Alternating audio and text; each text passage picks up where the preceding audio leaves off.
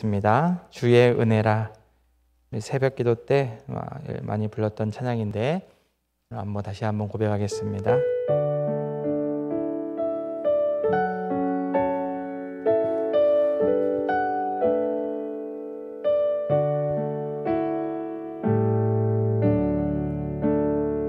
살아온 길 뒤돌아보니 짧은 내 인생길 오직 주의 은혜 내 평생 살아온 길 내 평생 살아온 길 뒤돌아보니 짧은 내 인생길 오직 주의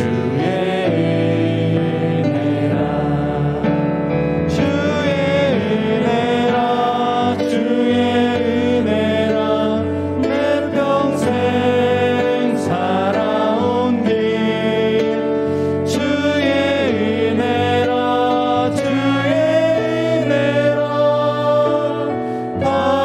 바람이 없는 사랑 달려갈 길 모두 마치는 주 얼굴 볼 때 나는 공로 전혀 없도다 오직 주의 은혜라 지금까지 지내온 것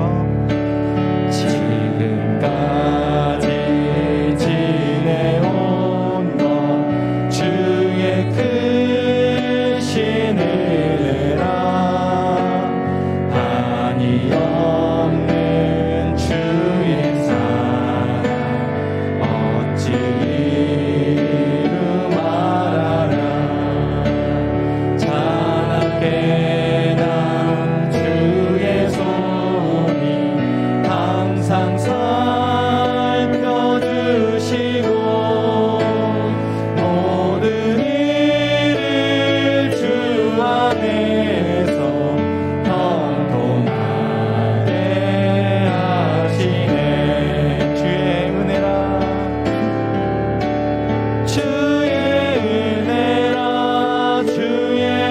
은혜라 내 평생 살아온 길 주의 은혜라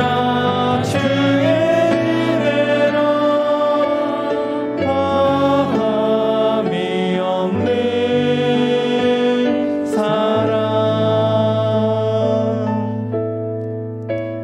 달려갈 길 모두 마치는 주 얼굴 볼 때 나는 공로 전혀 없도다 오직 주의 은혜라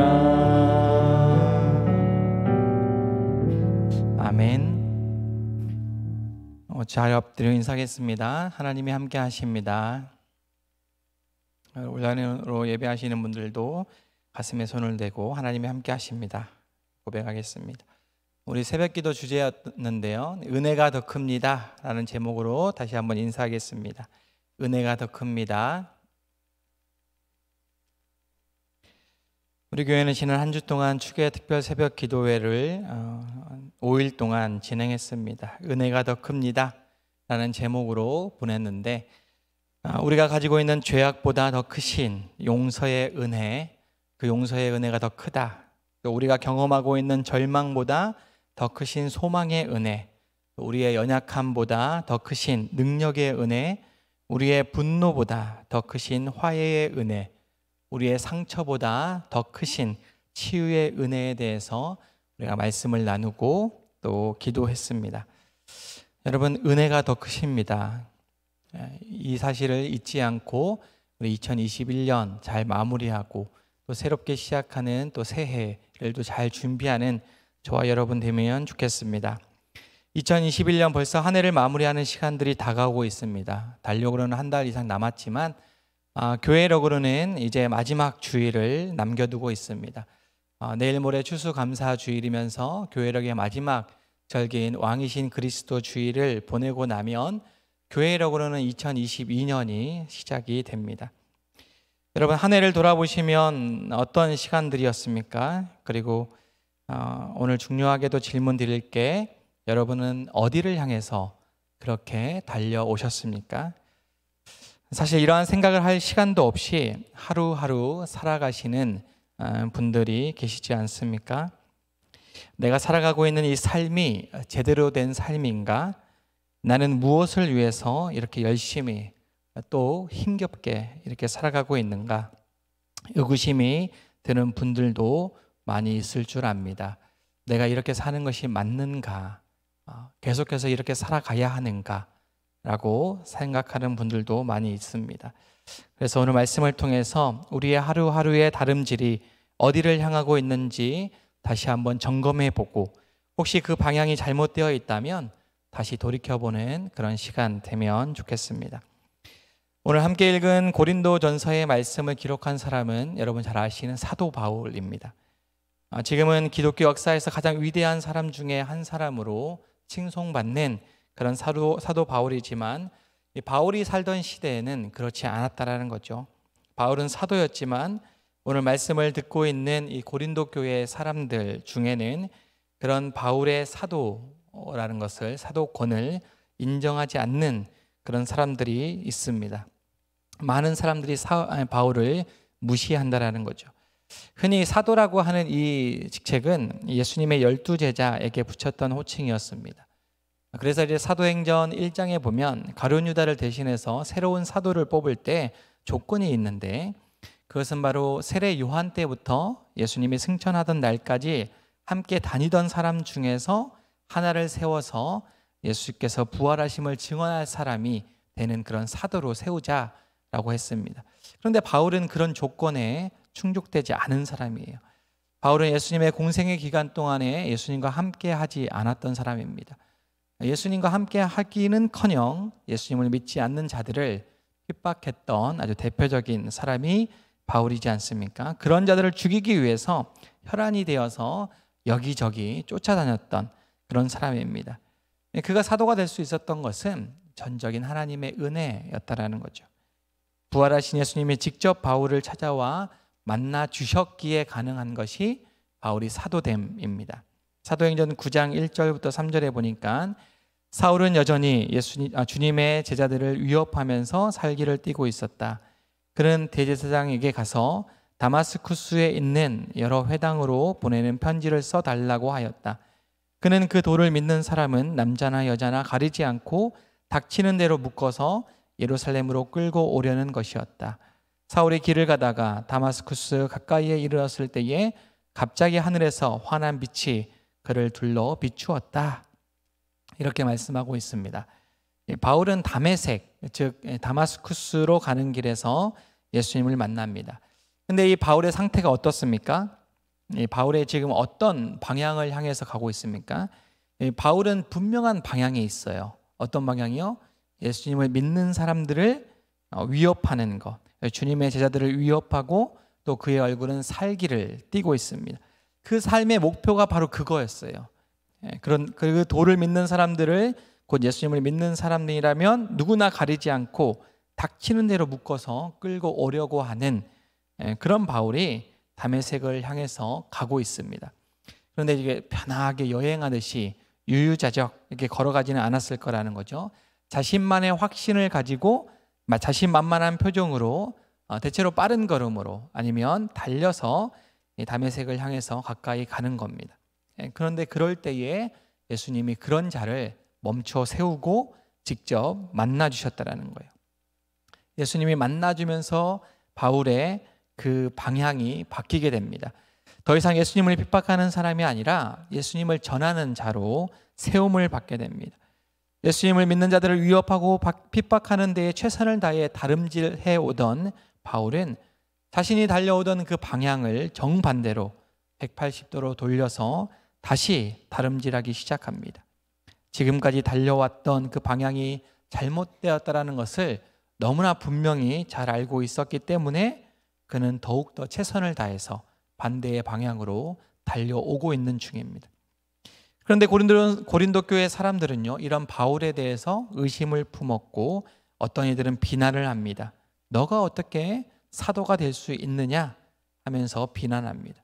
그런 고린도 교회를 향해서 바울은 자신이 왜 사도인지, 왜 사도권을 행사하는지에 대해서 변호해야 하는데, 오늘 말씀이 포함된 고린도전서 9장이 그런 바울의 자신의 사도직을 변호하는 그런 내용이 담겨져 있습니다. 바울은 사도로서 예수 그리스도의 복음을 증거하기 위해서 자신이 가지고 있던 권리, 자신이 가지고 있던 자유를 포기합니다. 바울은 예수님을 증거하는데 혹시 장애가 될까 봐 자기가 가지고 있는 권한과 자유를 다 포기합니다. 사도이기 때문에 교회로부터 물질을 공급받을 수 있었지만 스스로 자비랑으로 선교를 하고, 또 베드로처럼 결혼을 할 수도 있었지만 혹시 자신이 복음 증거하는 일에 방해가 될까 봐 바울은 아내를 두지 않습니다. 히브리인 중에 히브리인이고 바리새인이었고, 그 당시에는 너무나 많은 사람들이 부러워하는 로마의 시민권을 가지고 있었던 사람이 바로 바울입니다. 엄청난 권력을 가질 수 있었던 사람이고, 누구보다도 세상적으로는 잘 나갈 수 밖에 없었던 그런 사람이죠. 그런데 바울은 그런 자신의 외적인 것들을 다 포기합니다. 왜요? 예수 그리스도의 복음을 위해서 그것을 다 포기하고 오직 복음 증거하는 일을 향해서만 달려갔다라고 하는 겁니다. 그래서 복음에 참여하는 것이 가장 큰 복이다라는 것을 깨닫고 그것을 향해서 달려갔다라는 겁니다.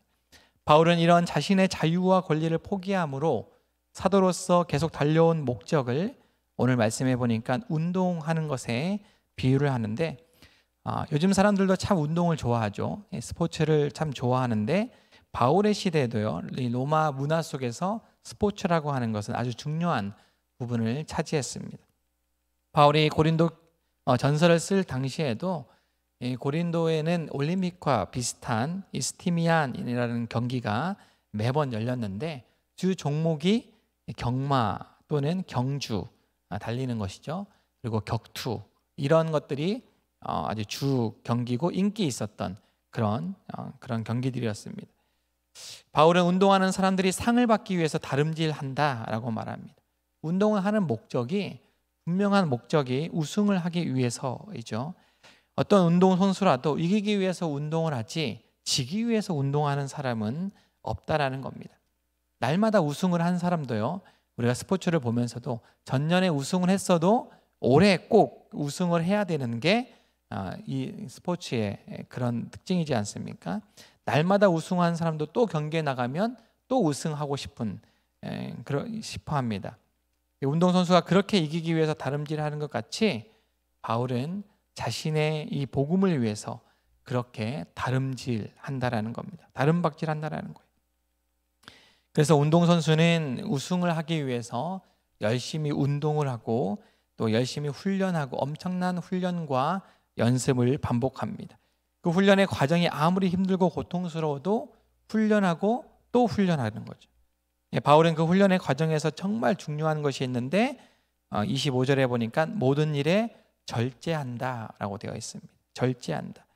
그래서 운동선수들은 절제하는 능력이 얼마나 크냐에 따라서 그 운동의 실력이 차이가 나는 거죠. 아무리 맛있는 음식이 눈앞에 있다 하더라도 자신의 몸을 유지하는 데 있어서 해가 된다면 그 음식을 절제해야 되는 것이 바로 운동선수입니다.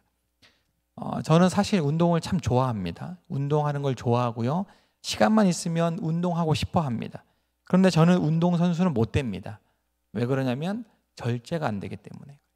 저는 음식에 절제가 안 됩니다. 맛있는 음식이 있으면요, 운동을 위해서, 다이어트를 위해서 참아야 되는데 눈앞에 있으면 참지를 못하는 게, 그래서 저는 운동선수가 아니라 그냥 일반 목사가 된 거죠.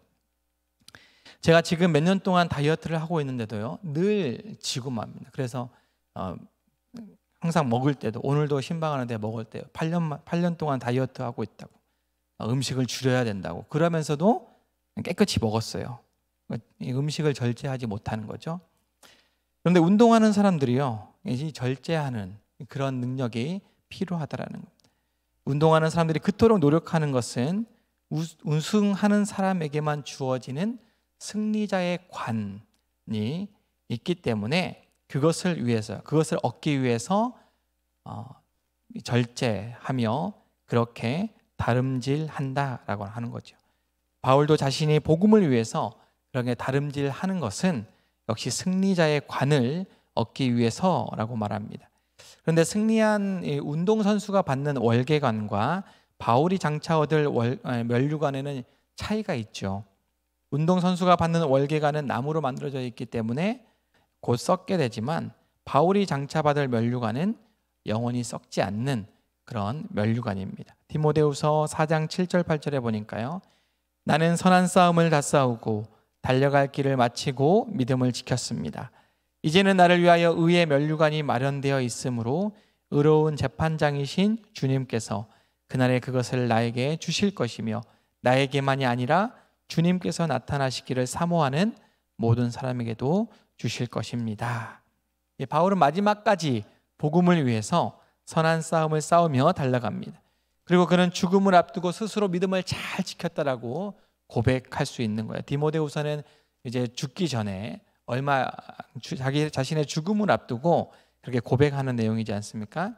자신을 위해서 의의 면류관이 예비되었다라고 자신 있게 고백합니다. 여러분, 우리가 각자가 언제 우리의 삶이 마무리될지 모르겠지만 우리가 죽음을 앞두고 바울처럼 이렇게 고백할 수 있으면 좋겠습니다. 자신 있게 나를 위해서 하나님이 의의 면류관을 예비하고 계신다라고 고백할 수 있는 신앙인이 되면 좋겠다라는 거예요.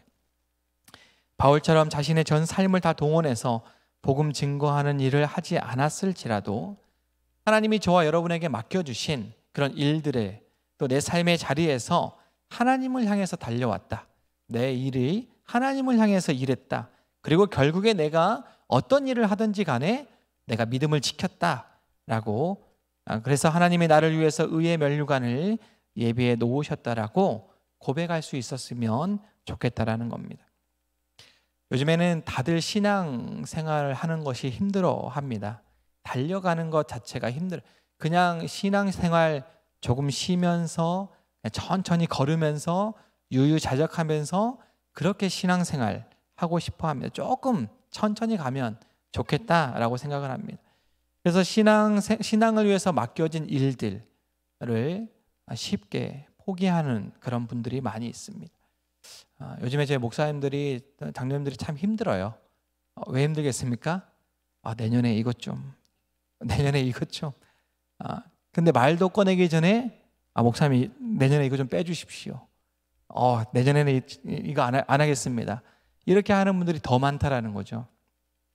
여러분, 한영교회 사랑하시면 그런 제안이 올 때에 포기하지 마시기 바랍니다. 여러분, 교회를 향한 일들을 그냥 치부하지 마셨으면 좋겠어요. 포기하지 말고 끝까지 달려가겠노라고 이렇게 고백하면 참 좋겠다라는 거죠.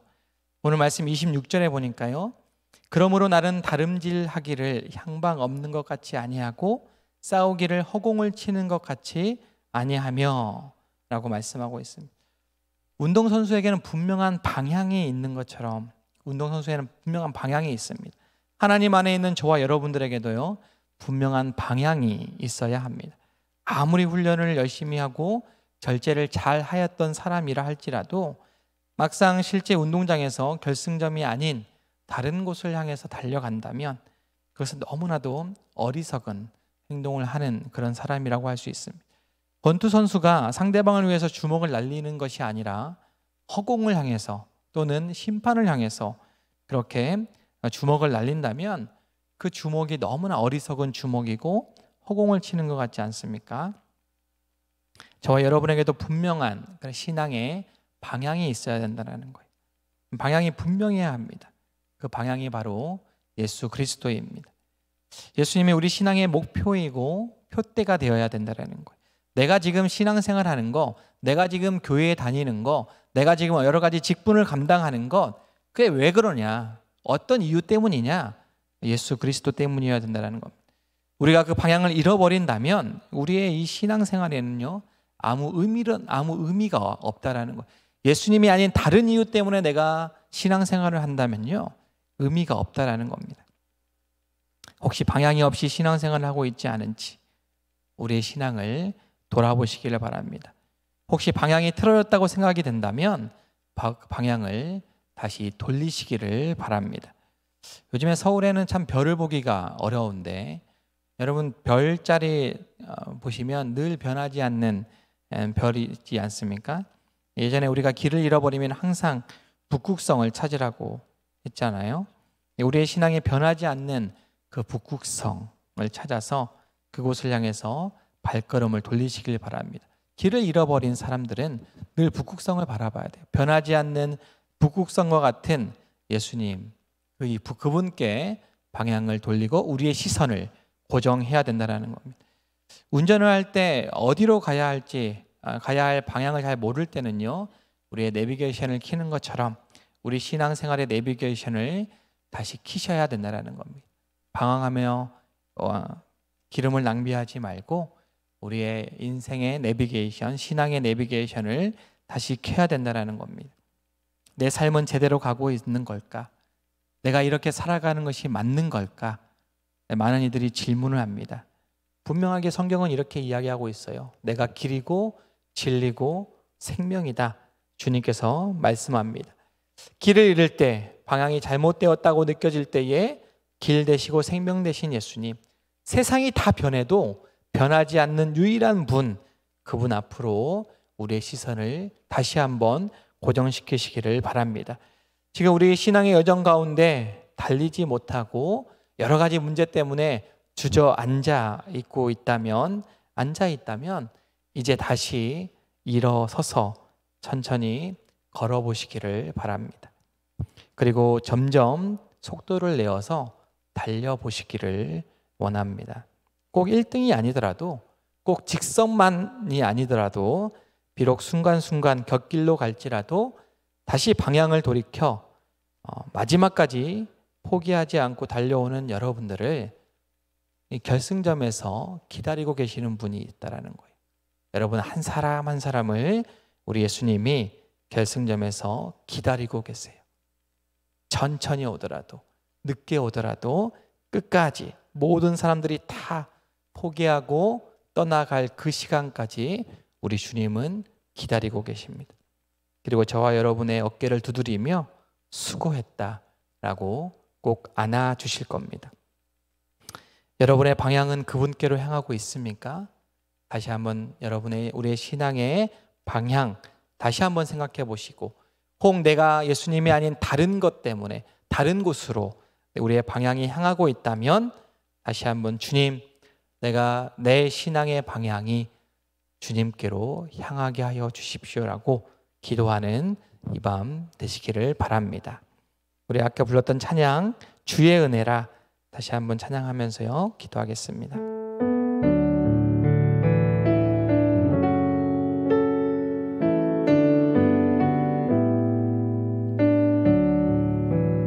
내 평생 살아온 길 뒤돌아보니 짧은 내 인생길 오직 주의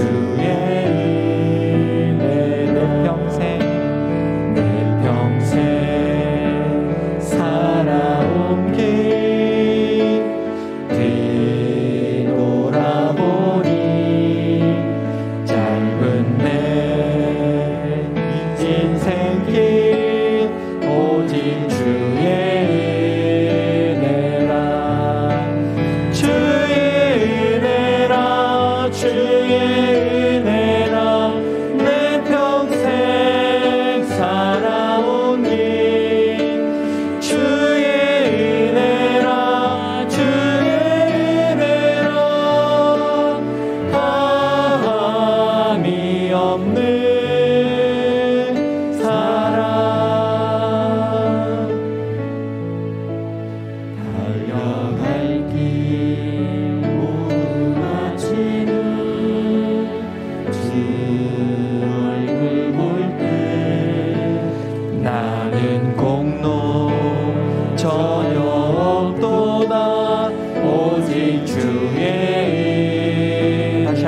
내 평생 살아온 길, 내 평생 살아온 길 뒤돌아보니 짧은 내 인생길 오직 주의 은혜라. 인생길 오직 주의 은혜라. 주의 은혜라. 주의 은혜라. 내 평생 살아온 길 주의 은혜라. 주의 은혜라. 바람이 없는 사랑. 달려갈 길 모두 마친 후 달려갈 길 모두 마친 후 주 얼굴 볼 때 나는 공로 전혀 없도다. 주지 주의 은혜라. 지금까지 지내온 것 지금까지 지내온 것 주의 크신 은혜라. 한이 없는 주의 사랑 어찌 이루 말하랴. 자랑해라 주의 손이 항상 살펴주시고 모든 일을 주 안에서 형통하게 하시네. 주의 은혜라. 주의 은혜라. 주의 은혜라. 내 평생 살아온 길 주의 은혜라. 주의 은혜라. 바람이 없는 사랑. 달려갈 길 모두 마친 후 주 얼굴 볼 때 나는 공로 전혀 없도다. 오직 주의 달려갈 길 모두 마친 후 달려갈 길 모두 마친 후 주 얼굴 볼 때 나는 공로 전혀 없도다. 오직 주의 은혜라. 시간 말씀을 생각